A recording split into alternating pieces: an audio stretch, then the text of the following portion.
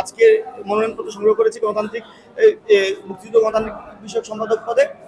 তো আমি আশা করছি আমি যদি নির্বাচিত হই তাহলে এই চট্টগ্রাম বিশ্ববিদ্যালয়ের শিক্ষার্থীদের মধ্যে 52-এর চেতনা, 71-এর চেতনা, 69-এর গণঅভ্যুত্থানের চেতনা, 90-এর এই স্বৈরাচার পতনের চেতনা এবং বিশেষ করে 24-এ এসে আমাদের 24-এ যে একটা গণতান্ত্রিক অধিকার বাস্তবায়নের যে আকাঙ্ক্ষা ছিল সেই আকাঙ্ক্ষা বাস্তবায়নে আমি যথাযথ ভূমিকা রাখব। মেয়ে হিসেবে যে আমরা যে অনেক জায়গায় পিছিয়ে, যে আমরা বুঝাতে চাই যে আমরা পিছায় নাই, মানে যুগ আপডেট হচ্ছে, মানুষও আপডেট হোক। আর মেয়েদের যে অধিকার, এই অধিকারটার জন্য মানে আমি কাজ করতে চাচ্ছি।